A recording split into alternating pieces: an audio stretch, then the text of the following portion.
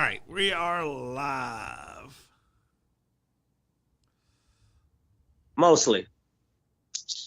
Yeah, well, not talking about our personal health at this moment. But the video is live. I'm not quite dead yet. Not dead yet. Might pull through. I'm getting better. Think I might go for a walk. Yeah, but you got to do an intro where you explain the convalescing dice junkie. Yeah. I was giving it a minute before we get started. Let people get in, and I'm also still sort of looking through the articles.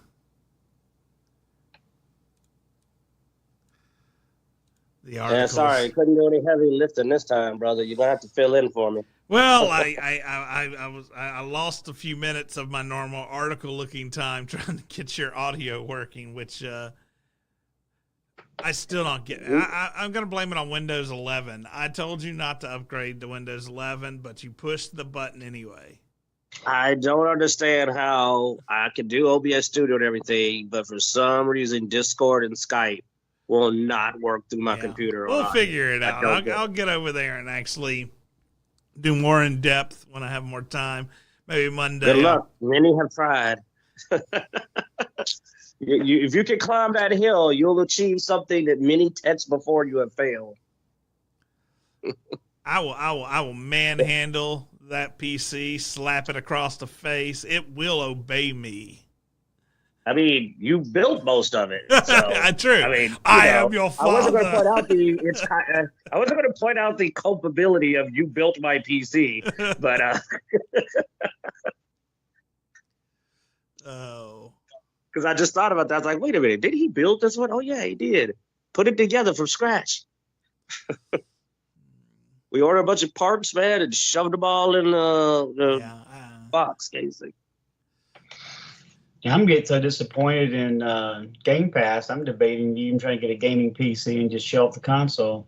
That's sad. Oh, dude, I did the same thing to freaking Zeno when he came over. I showed him what we were talking about. This like how there's 7 games that are just trash, and how then we went and looked at how many of them were old. And dude, the number of new games that aren't of a particular persuasion, but are also new is very little. It's either weird indie, short, oddball, alternative, new stuff, or it's like old games, man. Like the number of new things that you consider to be for, say, all audiences instead of specific audiences is very little. It's crazy. You know, the modern audience is 90% of what they think. Well, that's a bit of a high percentage. I'd say about 30 or 40% of their games seem to be targeting the modern audience, you know, the one that doesn't seem to be quite as large as they keep saying. And then the rest of it's old retro games. And I'm like, where's the stuff that we're paying extra money for? Why are they hiking the price? Well, let's talk about that. First, let's start the show, and we can talk about that. So, welcome to Dicejunkies. I'm Xenodamus. This time, Q is recovering from surgery, but his dedication, still holds strong. So he is joining us on Skype on his phone. So thank you, Q. No problem. I'm here and bleeding. All right, and other than that, we always have on Skype Mr. Bloodaxe. 90% of the time you have Bloodaxe, but I'm here today. We had to have you because there's Disney news, and we never leave you out of that. Oh, yeah. Well, during football season, that may change, but for right now, yeah. Sorry, so if you caught us there when we were talking, we all together across this weekend, because I got a tech visit from Mr. Zeno here trying to get me set up, and I'm always chatting with Bloodaxe. We were looking at Game Pass, and we were just noting Like, I don't know if you can pull it up on the screen there, but like just the lack of anything to defend their price hike hitting Game Pass is just ridiculous. The number of games that are throwaways. Me and Bloodaxe went and looked on the PC version to check the durations. What was it like? Some of these games were only 4 hours long, 6 hours long, weren't they? No, 5 people completed the game, 6 people completed the game. I mean, just ridiculous. Like, some of the baddest statistics. They're putting out literal trash. Like, and these games are trash before they came to Game Pass. And you're just like, okay, you can't charge like $19.99 a month, and you're cranking out.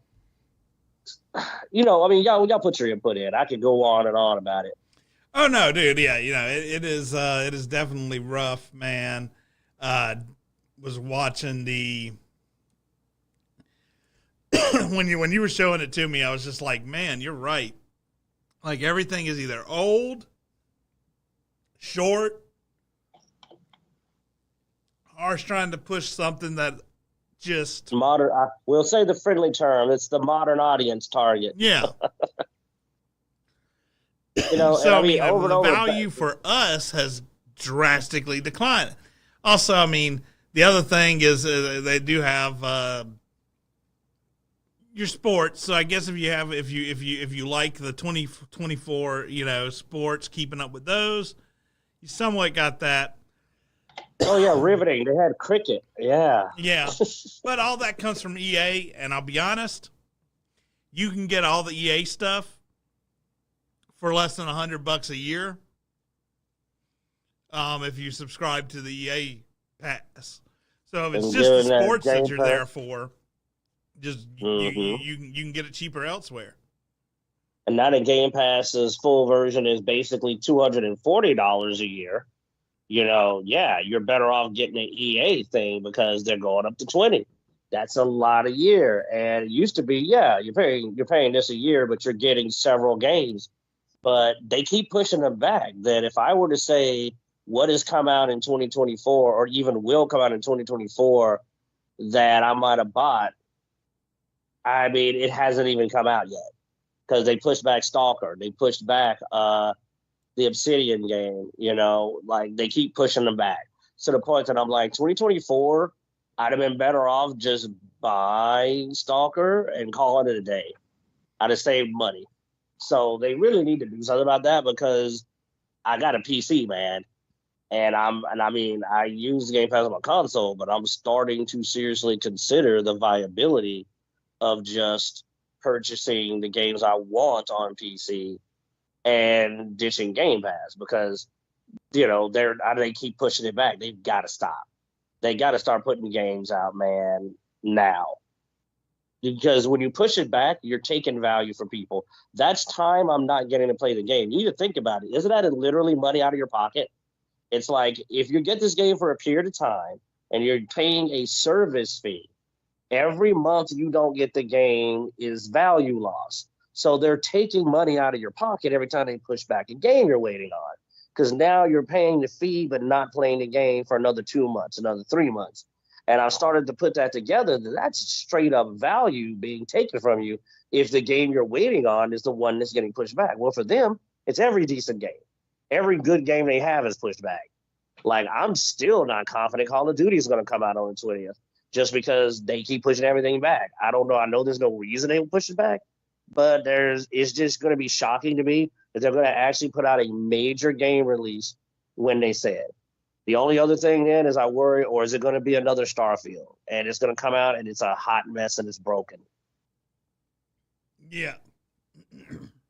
No, man, you're right. I mean, even the new stuff we have coming out. I mean, what? You have Mafia Definitive Edition comes out this week or next week. Then you don't have another coming to Game Pass till next month. And that's Age of Mythology, which another remake, So you don't get an actual new game until next month on the 20th. And it's Frostpunk 2, which is an independent game. Not really, what sells Game Passes. And so it's not until that price, man. Yeah. So it's not until September 25th that Call of Duty comes out, which will sell Game Passes, I think. I mean, Call of Duty Black Ops 6 will sell Game Passes. But also, that's what, 3-4 months before you get something that will actually sell Game Passes? Oh, I take that back. It doesn't come out this month. Apparently, Call of Duty Black Ops 6 comes out in September. Yeah. So October. Or September, October. I see releases on September 6, 2024 when I looked it up. With a 25-day counter. They're literally counting down to it. But either way, I was wrong. So August is already a bust then. Yeah. Like, what is coming out in August? Was there something coming out on the 20th, or is there just nothing coming out? August, the current month, we have Mafia Definitive Edition on the 13th. That's it. For upcoming Game Pass. So, yeah, this month's a bust, man. It's just a bust. That's sad. That is very sad. And, like, there's nothing, and you look at the games, and it's just really kind of trash. You know what I'm saying? And then, like you say, they pushed back to September, which is that when is I think Stalker doesn't even come out in September. Stalker's November now, isn't it? I mean, Stalker isn't even showing on coming to Game Pass right now, so. Because I think it got pushed back from September to November, I want to say, or something like that. Yeah, I think it's November. But they're just pushing everything back and taking value out of the product over and over and over. And you're just like, we've been waiting on some of these games from years ago when they said, we're going to have all this stuff day one Game Pass. And we've gotten Starfield. There you go. So what did we get? We got Starfield. That's one of the game one releases they promised. And there you go. That's about it. Like, that was like the big game day one release that's hit. But if I look for, like, what's another big game nothing that worked, nothing that, like, Redfall was a bomb. Most of these, Flintlock was a bomb and was not even what I was looking forward to anyway. Where are all the games we've been promised? Where's Space Marines 2, which now it doesn't even look like it's going to be on Game Pass.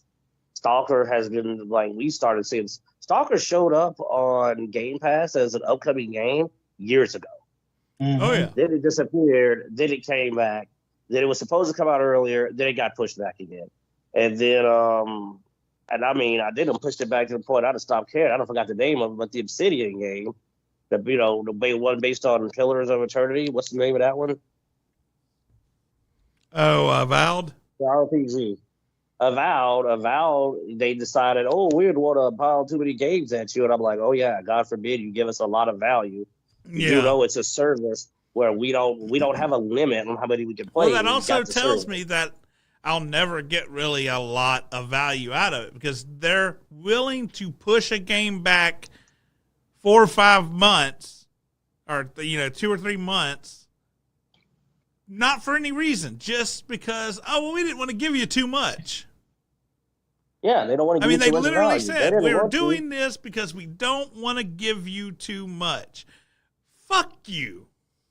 Yeah, we already have stuff coming out, and we didn't want to give you too much value. And I'm like, well, that's a terrible business idea to literally go, we know you paid for it, but, and remember what I said, now that I've done the math, I'm realizing that's 2 or 3 months we don't get to play it, which is lost value because you're paid the service fee, but you're not getting the service. So they're literally taking value out of the product with the delay. They're literally taking value away. So, because it'd be different if they said they weren't going to charge you $2 more a month for those 3 months. But they're pushing stuff back while they're hiking the price. It's bad business. It's reduced value. And what was once my favorite service is now starting to really become something that I am not endorsing very well because they're making these bad ideas of, we didn't want to give you too much. And I'm like, what, too much fun? Like, you can play both. I mean, that's the great thing about this service. You can put out 5 games at once that are good. People will play all of them. You know what I'm saying? People just play all of them, Might have sold a couple of hard drive expansions just to get some more memory. But people will play them, and they'll play them eventually. So there's no reason, because guess what? The people who play Call of Duty may not play a Valve because they don't do RPGs, or vice versa. You cover your audience better by putting out a bunch of stuff. And the games that we're showing, they're not competitors.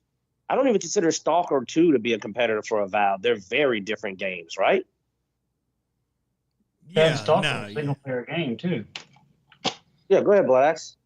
Well, Stalker's a single-player game, so in the thing that just burns me is that you have to pay for Game Pass to play online with friends.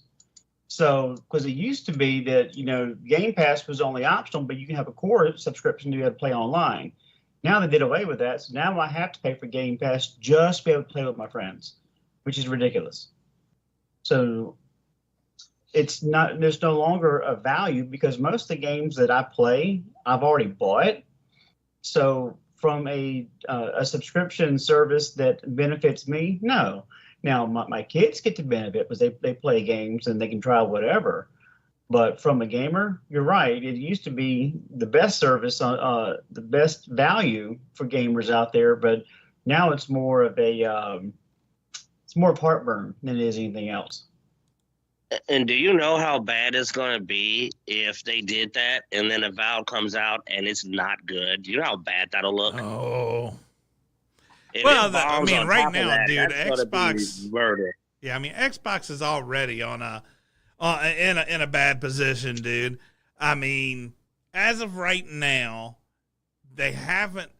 For the last couple of years, they haven't had just a big win, and so Correct. And that's the other thing. We've had them for a few years. We've played a good bit of games that come through Game Pass, but which one has been a big win? One that's unique to Game Pass? The one that I played the most that I didn't buy was Grounded. But all the other ones... And unfortunately, Grounded was niche, though. It has its own audience, but it wasn't like a blockbuster. Like, we're talking about those ones that are defining. And that's the problem, is like, he's right. There's not been a huge win. They really got screwed by Starfield. That was supposed to be the one. And maybe also Redfall, because they were hyping up Redfall a lot too. But Starfield bombing was really bad. That and Halo Infinite. No, that's their fault. They didn't get the co-op campaign out till more than a year later. That was just stupid. You can't play with your friends through the campaign of Halo. I still don't understand what they were thinking with that. Yeah, I don't either. Fire that company, man. The company they got making Halo, that's the one of the ones they need to close down. Oh. All right. Well, speaking of things that probably need to get shut down, have you seen those Borderland numbers? Jeez. What numbers? It was 0 when I first looked at it. I've heard it's climbed to still in the single digits. I think it's 4% now. Was it 7 at one point, or did it drop back down to 4? What does our computer guy say, who can go and find these things out? It is 9% and 50%.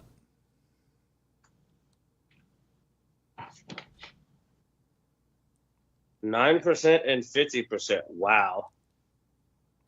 Well, 9%, it went up. Yeah, what's the name of the dude, the really stupid guy? Randy Pitchford? Is that the guy that runs Borderlands Bloodaxe? I think it's Randy Pitchford. He runs Gearbox, and what's funny is I follow several Borderlands commentators on X, and there's one who's been probably one of the most loyal Borderlands players and commentators for years, and he dared to criticize the film, and now Randy Pitchford blocked him. You beat me to it. You beat me to it. That's what I was getting around to. Yeah. So, he literally got blocked by Randy Pitchford. That was so lame. And they've been making fun of Randy for it. Like, you're going to block a guy for saying the movie wasn't good. It's like, first of all, the movie's not the game. You know what I'm saying? Like, they're two different things.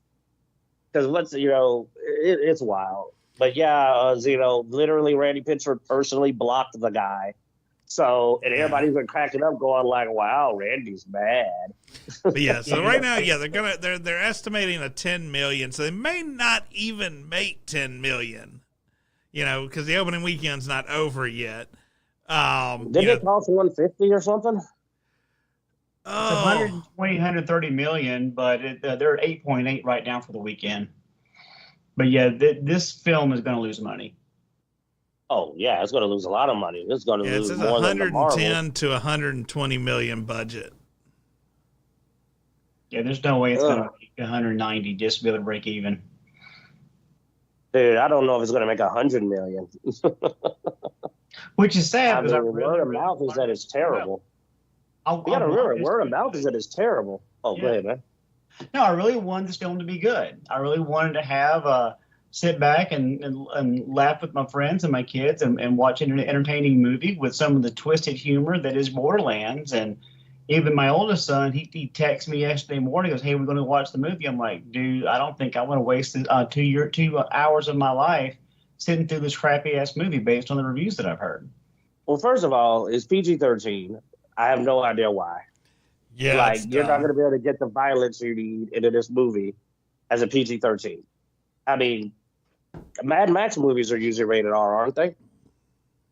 Yeah. I don't know if the last. Yeah, so I mean, you need violence possible. First of all. I mean, they did Once Upon a Deadpool as PG-13 to see if it could be done, and while it wasn't Deadpool, it was still good enough to where I think it's still possible. But you've got to land with the gamers that enjoy the game, because they're the ones that they're gonna pretty much have a good word of mouth. Because the normies who don't play Borderlands, they're not gonna know what it is. But the fact that it's not landing with them, because even the ones that don't know much about the game, like, this doesn't make any sense why they're doing things the way they are. I'm not going to give any spoilers out, but those that actually want to go watch the movie. But there's a lot of just weird decisions that don't make any sense at all. And the fact that you don't even start the movie correctly. Yeah, they don't even start it with Marcus was wild. Right. I'll say that because they're the spoiler. They didn't do it. But what gets me is two major things. Oh, go ahead, man. Here's my thing. I mean, Will in the chat room says I can't say the things in a movie that they said in the games, but they can. Deadpool. We just saw a dude say everything he wanted in a movie, and people loved it. I mean, it's blowing away the charts. It's breaking records. So why not make the movie rated R, for one? Because honestly, if you want to stay true to the games, you need to make it rated R. And for two, stay true to the fucking games. Yeah. Because, I mean, that's what I was about to get into. There's the two flaws of it is, one, is that, like I said, it's a PG-13 about a game series that was known for its excessive violence. Like, I mean, it was blowing people up. Half of the intros of the game have someone getting gibbed or something getting hit by a truck or a train or something, so you need it rated R for the violence. And then two, they bold the story or a sci-fi spoof that this is weird because the story is so off from the games that it's not even close. And I don't mean like whatever you're thinking out there in the audience. No, it's worse. You can't possibly guess how far off they are from the story. That makes you confused. The core idea of the game was not even kept. So, and that's not at all. Really a spoiler. That's just going, hey, look, they did not go with the game. And normally when you see that, it's a sci-fi knockoff that's like not actually, where it's like, it's not Borderlands, it's Borderlines. It's like that offshoot name and it's a knockoff that's not really, it's a spoof, but not really. That's what they did with the story, but they had the license. The casting, awful in every possible way. Like one person pointed out that every character is so far off of what they're supposed to be that it's just ridiculous. Yeah. None of the ages are correct. Characters are there who shouldn't be there at this time frame. We're not even going to talk about, and even my boy Kevin Hart, who they said was probably the only halfway decent performance in the movie, they pointed out that how Roland, tall, over 6 feet tall, very serious, straight-laced person, you cast a extraordinarily short comedian. Like, just the opposite. Like, you tried to go as far from getting that casting right. Well, like you said, the ages are wrong on a lot of the characters. I mean, apparently, you know, their history is completely changed. Wow. I'm not going into it. I said, no spoilers, but yeah, the history of the characters completely rewritten. So I mean, what's height when you rewrite the entire, you know, birth of somebody? So I know they're literally not who they were before at all. So yeah. So Creed has no lines. That's not a spoiler. He has no lines. He doesn't speak. He's just there. He's just a set piece, man. He's just there. Think there's a story there? Nope. He's just present. And one thing that they could have made up for with some interesting effects or some interesting ideas is what's Borderlands known for? It's the best looter shooter in video game history, as far as I'm concerned. And they have 5 pistols, 1 assault rifle, and 1 rocket launcher. They don't even take advantage of all the interesting guns and shields. No, imagine if they kept getting crazy toys and like just every new scene in a movie, they whip out some crazier weapon. I know, right? You know what I mean? Just playing with it. Well, like I said, this could have literally just been a silly, comedic, over-the-top, violent shoot 'em up with not a lot of story, and it would have been better. With them just whipping out crazy weapons and sending psychos flying and just all the crazy action. But no, it was very unimpressive. And the movie bombed. And I don't even know what the goal of this movie was. Because what they did with the backstories and who they introduced and when they did it makes it impossible to follow up on it at all with the product. Like, you can't make a sequel because you've destroyed the entire continuity to such a degree that there is nothing to make a sequel off of because you've invented an entire new storyline and it sucks. That's the key part, and it sucks. Yeah, I've seen movies deviate, but it's still references. They're not even referencing the game in this, man.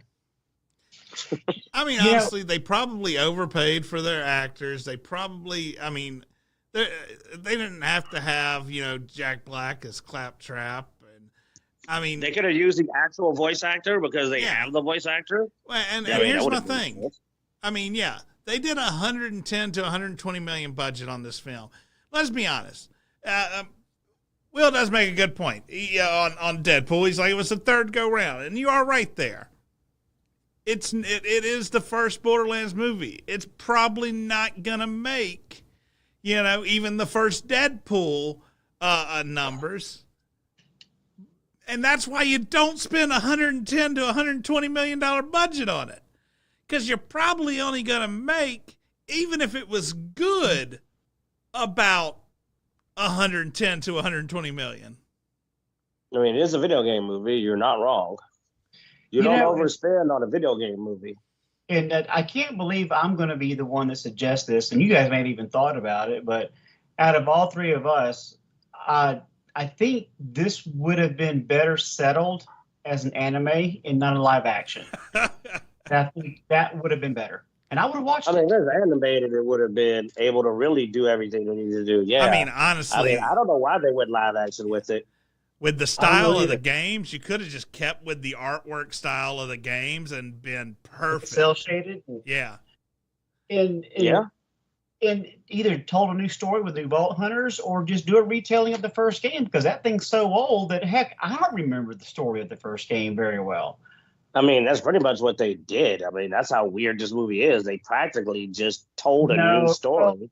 Well, I mean, Atlas was, quote unquote, the villain, but Atlas was not the villain. I mean, Atlas was barely a cameo in the movie. So they pointed out that they didn't use any of the well-known villains. So at this point, I'm like, why didn't you just tell a new story? Why didn't you just tell a story and then maybe reference and have a cameo of some of the other Vault Hunters, or they talk about it? Hey, man, have you heard about the Firehawk? You know, but they should have just told a new story, honestly. Like, it really should have. They just said, hey, we're going to follow this guy who wants to be a Vault Hunter. He always dreamed of it. And you have him growing up just hearing stories and, like, he listening to Marcus tell stories. That's how you could do your intro. This time, when you say, do you want to hear a story, have a kid listening. In fact, remember, one of the intros, he's talking to children. I think it was a Christmas DLC. Have him be a kid who wants to grow up to be a vault hunter and do an original story. At least then you can't screw up the canon. You know what I'm saying? But they said, no, we're going to do the characters, but we're not going to match them up right. Let's do Lilith and Roland. Okay. And then Tiny Tina and Krieg. Wait, what? Hold on, wait. You never played as, and she's 13, and he doesn't show up unless he shows up with this person, because that's literally who recruited him and the only reason he joined. And where's Brick and Mordecai? And, you're just like, okay, I don't know what they were doing. Well, I mean, so dude, we can go on, man. Yeah, I mean, that would have actually, some of what you were saying, I mean, think if they were telling the story of the first the Borderlands or something similar. It doesn't have to be exact. We're cool with deviating some from, Yeah. And then at the end they show who he's talking to, the kid he's telling the story to, and it be Tiny Tina, and then that be the intro to the next movie, because honestly Tiny Tina shouldn't have been in the first. Absolutely not. And that would have just been an awesome, stinger at the end. Well, I mean, we're not going to spoil it, but from what we know, what they did with her backstory, it wasn't Tiny Tina. Well, yeah. It has nothing in common with Tiny Tina. It has none of her story. I don't want to go into that, but that's unforgivable what they did with her, but yeah. But yeah, there's so many different ways they could have taken this, and it would have been good. And honestly, they should have made it rated R. I get no idea why they went PG-13 on this. Stupid. Yeah. I mean, I think the games are rated mature. You can't even play the games if you're not technically supposed to be playing the game if you're 13. Oh, well, speaking of stupid, we had the D23 Disney event. So that happened. Yay? Go ahead, Bloodaxe. Let's hear it. No, I said yay. Yay. Well, no, man, you are our Disney guy and our Star Wars guy, and there was a new Star Wars announced in this. What's it called? Skeleton Crew? I mean, it's been announced for a while, but we got to see the trailer of it, and it actually looked better than what I thought it was going to look. But still, the target audience is for kids, and I think there should be Star Wars for adults and kids, but this seems really childish, and I have a hard time wrapping my head around it. It's almost kind of like that movie back in the 80s, Space Camp. It kind of feels in that vein. But it's not something that really looks like it's going to be, heavy to do it's set in Star Wars universe, but there's not going to be any Jedi in it. Like these kids stumble into like a Jedi temple and they go on these little crazy adventures, but it's not really anything that's really kind of blowing up my skirt, so to speak. But does it at least look appropriate for kids? Because it's Disney, and I don't know if I trust it anymore. Based on the trailer, yes, it looks like it is a bunch of kids having fun, and they're all imagine us if we were 12 years old, we stumbled upon an abandoned building, and our stupid asses would bust up in there and see what kind of trouble we get into.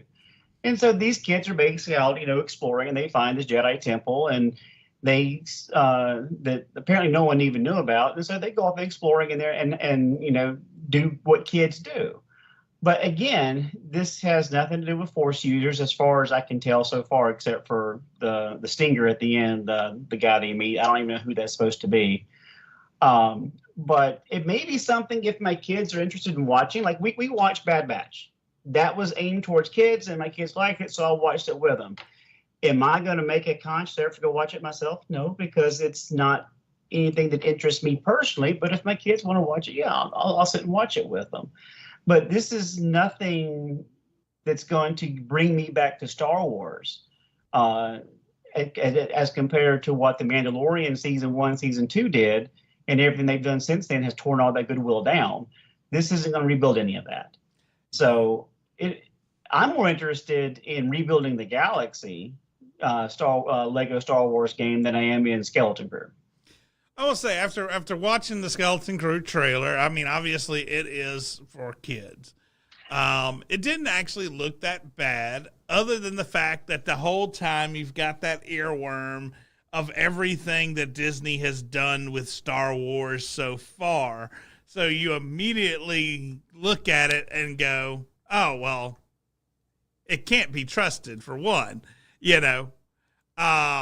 Obviously, what's coming off the Acolyte, brother. You need to remember the last thing they did was the Acolyte. Additionally, they obviously are playing heavily with diversity again. You see the 4 kids that are in it. One's an alien. One's I can't really tell you with kids. I'm assuming black or half black. Boy, some form of minority. Yes, a white girl and an Asian girl, which is the 3 they usually hit. Yeah, that's the tradition. Which is yeah. I mean, you so you got black kid, white girl, Asian girl, and an alien. Almost looked like the keyboard player from the Max Rebo band. Yeah. Now, other than that, and that's an outlook I only see because I don't trust Disney, you know, and they've been playing those cards for a while. It doesn't look that bad. Like, I think targeting to kids is what Disney should have probably done first with Star Wars before they started going back to the adult audience. Like, when they early got Star Wars and they threw out something for kids, that probably would have been the time to do it. Well, they tried that with Rebels and with the Resistance, but Rebels cartoon was okay. The Resistance cartoon was terrible, but that was probably more kiddie than Rebels was. But this, you're wrapping a childhood coming-of-age story around Jedi lore, but nothing really Star Wars in the fact of, you know, you don't have, at least so far from what we've seen, you don't have Sith or Jedi, light side, dark side, bounty hunters, any of those types of things. It's a bunch of kids having fun. Now, once we get more trailers, we'll be able to see, is there going to be some kind of underlying story of maybe of a new uprising of Jedi or whatever, but so far it doesn't look like it's Star Wars. It's kind of like Borderlands was in a Borderland. It gives me a Stranger Things sort of feeling. It was like that. And Jude Law. It's just funny that what I'm hearing is that, oh, wow, shocker, Disney made something Star Wars that isn't really Star Wars. And then at the very end, you see Jude Law as a Jedi, apparently. So I'm kind of curious who he's supposed to be. I don't know. They just say Jude Law as Jedi. He is the kid who was using the broom to float at the end of the Star Wars movie. Ha-ha! Everyone can use the Force. Whee! But yeah, you know what I'm talking about. The one where Ray Palpatine wins, you know, everything, and then it's like, look, he's floating a broom. That's who it is. That was Jude Law. Yeah, they don't give him a name. They just say Jude Law stars along the young cast and appears in the trailer in full Jedi garb. So it looks like the timeline is the same as the Mandalorian between episodes 3 and episodes 3 and 7. I thought I had read somewhere that this was a named Jedi, but I've slept since then. So anything else from Disney? Because let's be honest, we're trying to milk that, but it's a kid show and there's nothing known. And just like when we didn't know a lot about the Acolyte, And then when we found out it was nothing we thought it was, Yeah. we could be 100% wrong. Because Acolyte originally looked like it was going to be a Sith story. And everybody's like, oh, we're going to have a story about a Sith and follow them. And it is not what we got, man. So we got space witches. His name is Jod Nawood. Jod Nawood. So it's not even might have even heard of in lore or from legacy materials. He's a quick thinker who uses his charm to have snark. So they're trying to make basically Han Solo a Jedi now with his quick wit.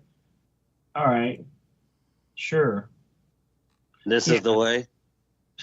This is something. But yeah, no. I mean, this must come out. What is this? Come out in December? Is that the release date for this?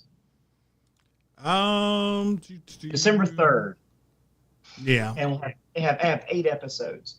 So you know, the rumors are that Kathleen Kennedy is trying to get something to land before she retires. She's trying to get at least one win too, huh? Yeah. Yeah, that's rumors though. Well, there's rumors that she's trying hard to get at least something because she doesn't want to retire on a fail. But I don't think this is going to be it. I just don't feel like Disney has not appealed to kids in a long time. They lost their kid audience with most of their stuff. Like the Bluey is about the only thing they have that's appealing to kids right now.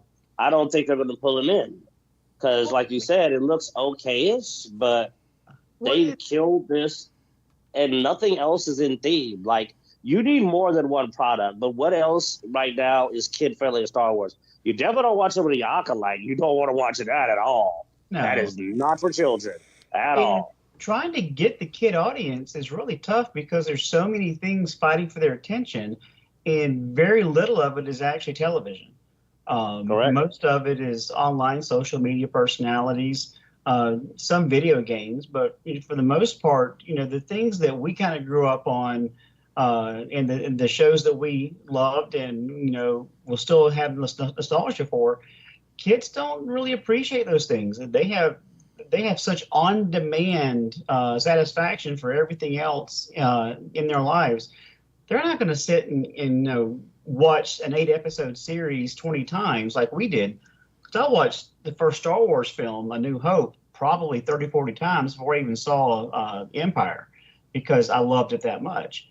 Kids don't watch anything more than a couple of times anymore because there's so many other things out there for them to get their attention. And so them trying to pick these target audiences of kids or the non-core fans has been a failure. And until they start going back to those that actually made the franchise worth $4 billion, they're going to continue to fail. Oh, yeah. Well, other than this, let's see. We have a live-action Stitch was revealed. Pixar is apparently making an Incredibles 3. Pixar and We Bare Bears creator team on Hoppers. So let's see.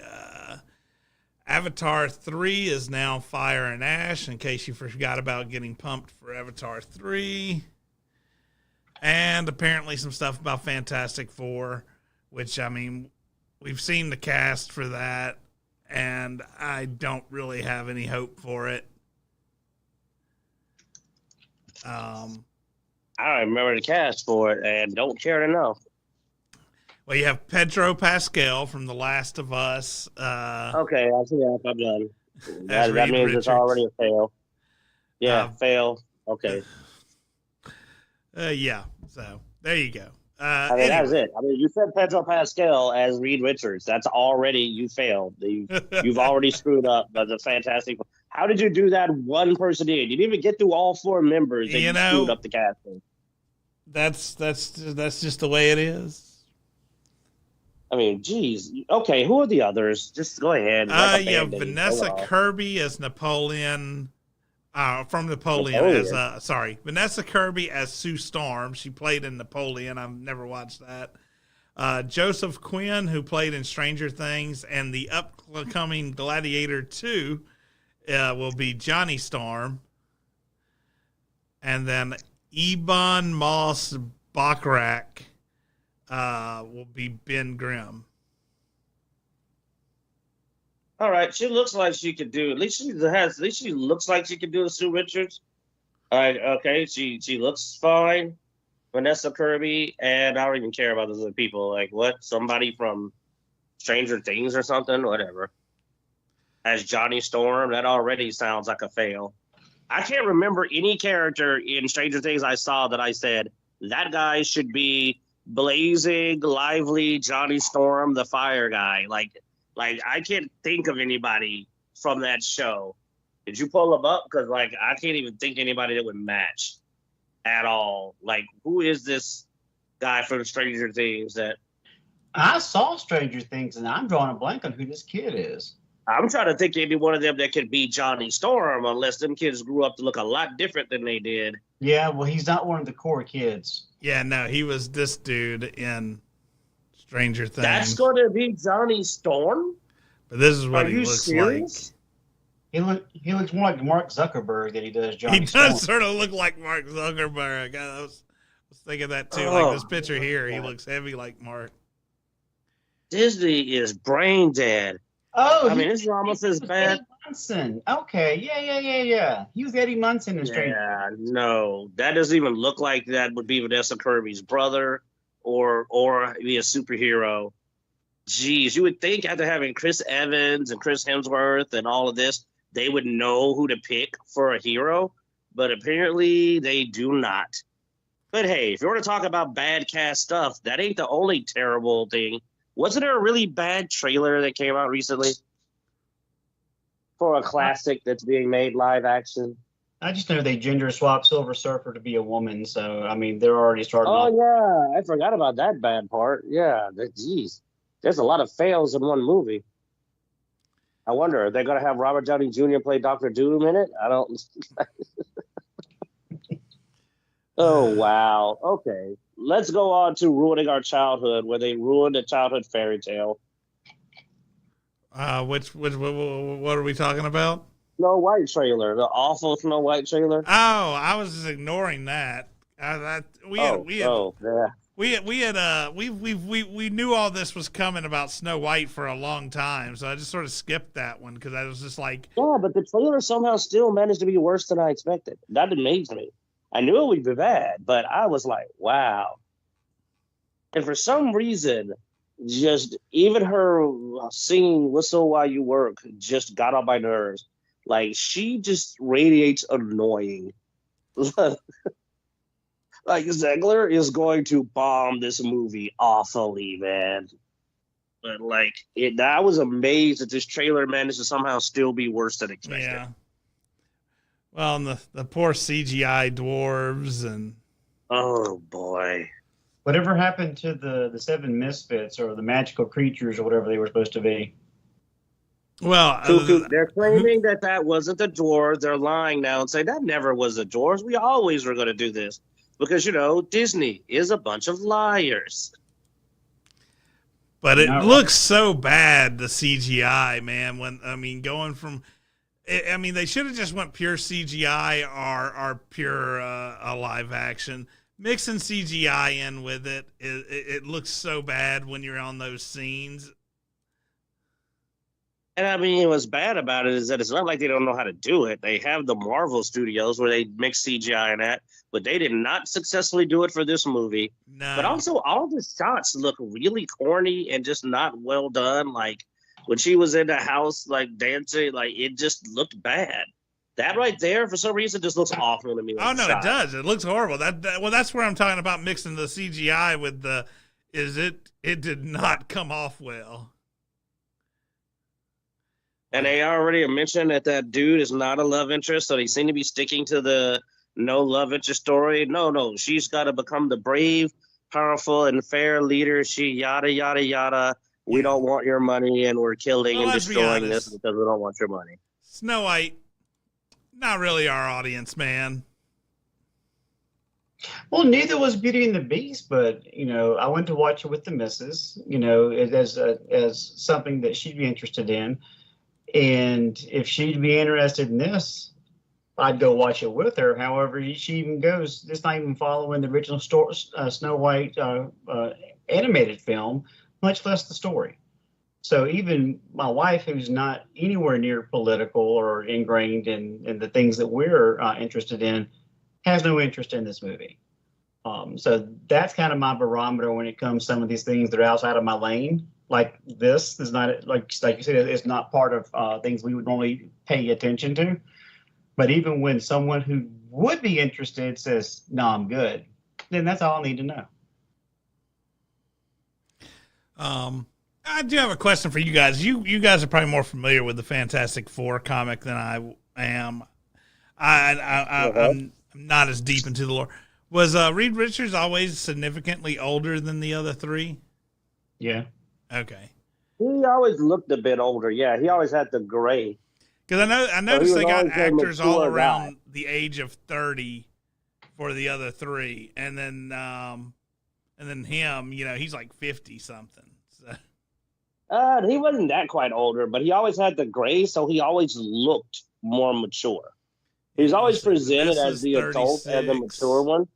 Joseph Quinn is 30, and then Pedro's. But he's 49, not. He's not like 20 years older than her. No, it was about. Reed is about probably 10 years or so older than Sue. Is kind of the way it was presented in the comic. Well, that's not too far off. I mean, as far as the actors' ages go, then he's about 13. No. The problem with the casting is that it's Pedro Pascal, who is Pedro Pascal. And they want him to play like the Reed Richards, leader of the Fantastic Four, genius scientist, smartest man on the planet, Pedro Pascal. Oh, wow. Yeah. But, all right. Let's see. What else we got? We got the Warner Brothers Suicide Squad is still hitting the news for being horrible and costing money. Apparently, Suicide Squad killed the Justice League after the... earning reports were revealed caused a 41% loss in video game revenue for Warner Brothers. But they put out Victoria Freeze. That's bad, man. 41% decline in their video game division. But Freeze, though. Primarily driven by Suicide Squad Justice League. Compared to the strong, they do that as well. They compare it to the strong performance of Hogwarts Legacy. Oh, that's just mean. Oh, that's wrong. But yeah, why would you do that? So that's why it's so big. It's because Hogwarts did do really good, and they're comparing it up against previous years, which Hogwarts was released, and going, Suicide Squad 41 costs like a 41%, But it's bad. It's compared to a game that everybody was supposed to boycott because, they don't like the author of the books. They're comparing it to that, and then they said, no, this game is going to make for... Wow. What? That's really kind of cold, man. That's mean-spirited to be like, we're going to compare it to this game that was problematic, supposedly, and show you how much... equals it's automatic. It's basically a comparison though of we didn't go woke with Harry Potter. We tried to go really woke on a Suicide Squad game, which is also just a weird choice to do that on. I know, right? And hey, what a weird place to try to die on that hill is like Suicide Squad, the really questionable, dark, messed up story. Like, Suicide Squad was always a kind of dark comic because it usually starts off with them blowing up someone's head with one of the bombs, you know what I mean? And them being forced into it. It's not a pleasant storyline. It's a dark comedic, but a very dark comedy. The comic books are known for having a lot of sex in them as well as gratuitous violence. So it's also kind of raunchy and dark humor. And they tried to go weirdly a whole other angle with it and go like squeaky clean, very, very what, and very modern audience. Would use my nice term I'm trying to coin. I mean, it's already this, but I'm trying to use that instead of saying something offensive. They went very modern audience with it, with what was the weirdest product to do that with, like you said. Good catch. Like a Suicide Squad game? That's where you're going to do that? And it just died. It just went like it is destroyed. And every new character they put out is worse than the last. Yet they go weirder. They put out Joker and made some interesting choices about his personality that we won't go into. And then they said, man, that didn't work. You know what? We need to go way harder. Let's put out Victoria Freeze, and when we create the alternate skins for her suit, we're going all in on certain color patterns and flags all over it, and it bombed again. And I'm like, you're embarrassing yourself at this point. You're literally embarrassing yourself because you go harder and harder into that objective and agenda, and you just lose harder and harder.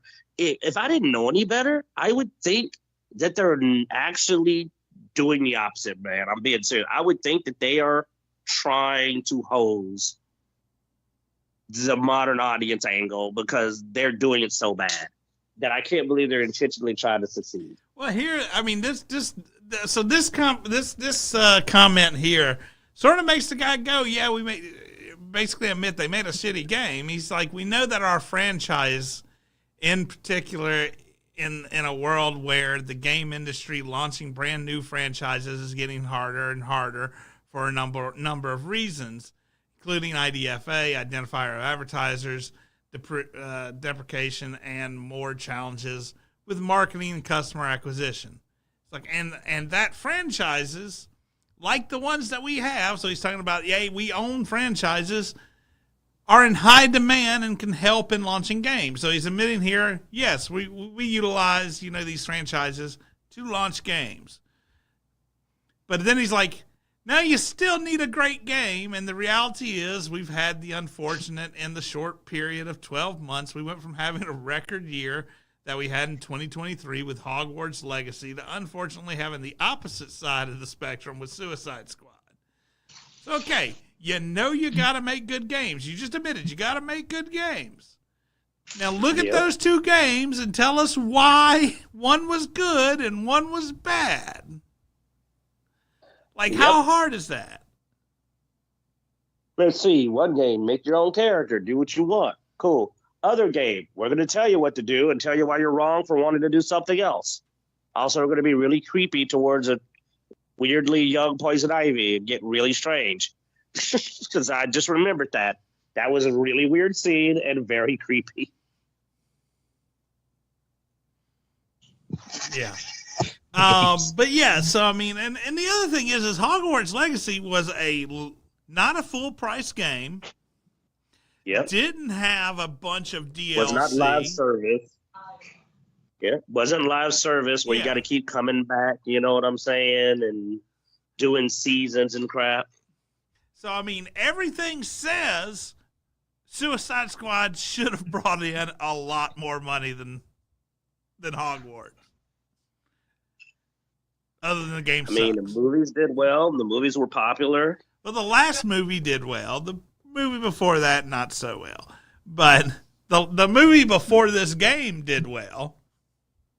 Oh, are you talking about the emancipation of Birds of Quinn of Prey? Well, no, I'm talking about the first Suicide Squad movie versus the second Suicide Squad movie. The first Suicide Squad movie did not do that great. The second Suicide Squad movie did pretty good. Additionally, you had, John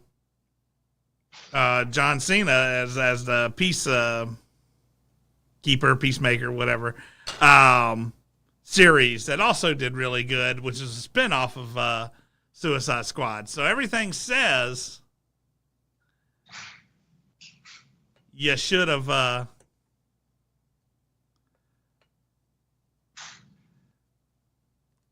Hogwarts was by the way, you want to know who wasn't in the Suicide Squad game?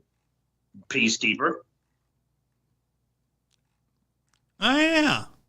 That was but dumb. Weirdly enough, he was in Mortal Kombat if you want to double down on the stupid. He was in a video game, just not the Suicide Squad. Oh. So, I mean, there you go. Like, literally, you just pointed out that it's like they didn't even use the really popular character who had a successful show.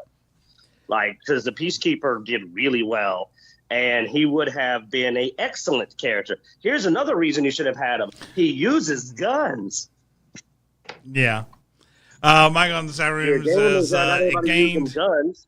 Hogwarts gained far more popularity due to J.K. Rowling's views they inadvertently made it more popular. Well, yeah, that's sort of the point. I mean, the point is they all those things that J.K. Rowling is against, they pretty much forced into Suicide Squad, and it didn't really work out too well. Wow. Okay, that's just extra bad. It's like Suicide Squad. We're going to prove that she's wrong. Look at the money. We proved that we were wrong. Oh, but anyways. Like a Dragon Yakuza. I found this interesting, just because, we've talked about. I hope it's not what I think they're gonna say. We've talked about video game, shows and movies and how to do them right, and usually it's to keep it in spirit with the game, and for people to actually, love the product that are making the movie. Well, apparently, Like a Dragon Yakuza actor reveals Prime Video banned him and others from playing the game to show the co-star. The game, so show could explore characters from scratch. Literally, the main character playing Kiria and the guy playing the rival, neither one of them were allowed to play the game because they didn't want them to, act like get tied to the game. And want to try to follow. Basically, they didn't want them to do it right. They were like, no, if you play the game, you'll see what the characters are like, and then you'll try to act like that. So, don't. We want to score from scratch, a.k.a. we want to screw this up. We want you to not act like Kiria, because if you play the game, you might act like Kiria. You don't want to do that. You know what I mean? That'd be bad. Yeah. We don't want you to act like the character that you're literally playing. That would be stupid, right? When every successful video game, TV show, or movie has been touted as being true to the game, and every unsuccessful one has been touted as not being true to the game, let's not pay attention to the game. Yeah, that's gonna work out. When I heard that, I was really concerned. Now, maybe the director knows what he's doing and can pull this off. But I just can't wrap my head around how you'd go, do not familiarize yourself with the material that you are literally performing. Yeah. Imagine somebody is going to do a Harry Potter movie. Like they're talking about doing a remake. And they literally tell the actors, all right, we only want actors who have never read a Harry Potter book and do not know what it's about. And it's like, okay, then they're not going to know what they're doing. They're just going to pull something out their tail because you're not allowing them to be familiar with what they're performing. It's insanity. And it shows the stupid mindset of a lot of these guys. But isn't it being done by Amazon? I mean, Amazon screws stuff up. We know that Lord of the Rings of Power, that they are not even trying to make it look similar to anything to do with Tolkien at all. Like they have just been doing every non-canon odd changing and doing it wrong they could. Aragon, what's his name? The bad guy, big guys, Lord Soft. What's his name? Sauron. Sauron is just some dude.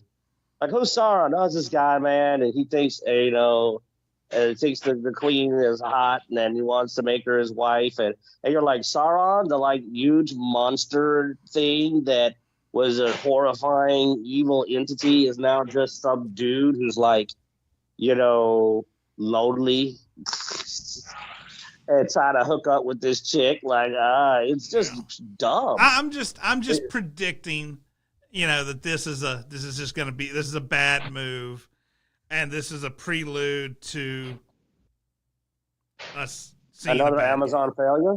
Yeah. I mean, it's Amazon. They screw up. Speaking of predictions, our last topic. Mm-hmm.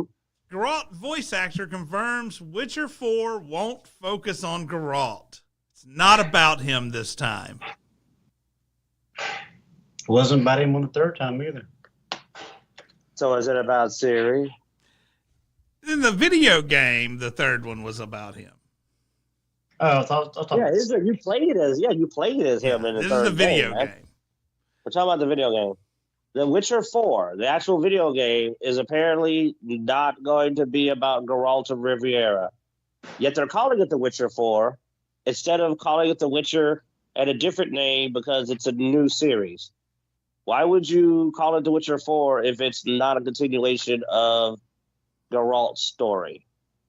Am I being weird? Somebody tell me if I'm the one being weird about that. No, I would think. I mean, you can make spin-offs if you want to do a video game that's not The Witcher. But well, I mean, there's other Witchers. You can do another Witcher. Do a different Witcher, but then don't make it The Witcher 4. Make it The Witcher Susanna. I don't know. You know what I'm saying? And tell your little offside story. But if it's Witcher 3 and you say Witcher 4, I'm going to assume that Witcher 4 is a sequel to Witcher 3 with the character I've been playing. It's like if they put out a God of War 4, like it actually called it 4, you'd be really weirded out if you weren't playing as Kratos. I know they had a God of War, but they didn't call it God of War 4. But my point is that when you're doing the sequence, I assume you're still telling the same story. You would think. But apparently that is not. Now, they may have a extended title, like The Witcher 4 Story of blah, I don't know. But yeah, I just a prediction here. Don't see this going well. Oh, no, I mean, they found a way to actually make a Witcher game fail. These guys are good. But why are we surprised, dude? CD Projekt Red, man. Look at what CD Projekt Red has become since The Witcher 3. It's changed a lot. A lot. Will in the chat room says, spinoffs don't sell. Hijack the main product line. Do a hard cutover. Don't leave the consumer a choice. It worked for New Coke. I mean, CD Projekt Red, dude, they're a very different company since then. So trying to get rid of Geralt, I mean, what you need to be worried about if you're a Witcher fan is if they're going to kill him off. Because remember, they usually like to do this over the corpse of the previous character. So the question is are they going to kill off Geralt to Riviera? Because we all know what happened to poor Joel. He didn't even make 2 games. You know what I mean? Like game 2, they beat him to death. Oh, well, I don't care. Spoilers. The crap sucks. They beat him to death with a golf club like a dog. I mean, how violent of a frigging, we don't want this white dude in this game anymore can you get than beat him violently to death in front of his surrogate daughter with a golf club? Like, that was such a violent screw you that I'm just like, okay, wow, that was really them getting the point across of screw you. So, like, are we going to see The Witcher, like, is Geralt going to get eviscerated, you know what I mean, and eaten alive? Like, so that they can replace her with someone else? I mean, you guys think I'm probably exaggerating, but this is the MO. He can't be, as long as he's alive, people will want him to be the main character again. That's why they do it. They knew you'd want Joel and to play as Joel if Joel was alive, and people would complain. So they killed him to remove the option. I am now calling it. They're going to kill Geralt in Witcher 4. They are going to kill him, or at least make it look like he's dead. They may do you didn't find a body, so if they really have to, they can pull him back. But they're going to knock him off, man. They're going to, or retire him. You know, the old retire, go sit him on a farm, let the young folks take over. You know what they did to your poor boy David Tennant? We got a new doctor. You go sit up here and have tea. You're retired now. You know, they're going to retire. Yeah. All righty, guys. Well, that's going to be the last of it. We'll see you, in the future, whenever these games come out or shows, whether our predictions are correct. But, until then, be sure to check out Dicejunkies.com, where all our links to our social media is, Twitter, Twitch, Instagram, Facebook, all that good stuff. Hit the like, subscribe, notification bell on our YouTube channel. And as every week, we hope you enjoy.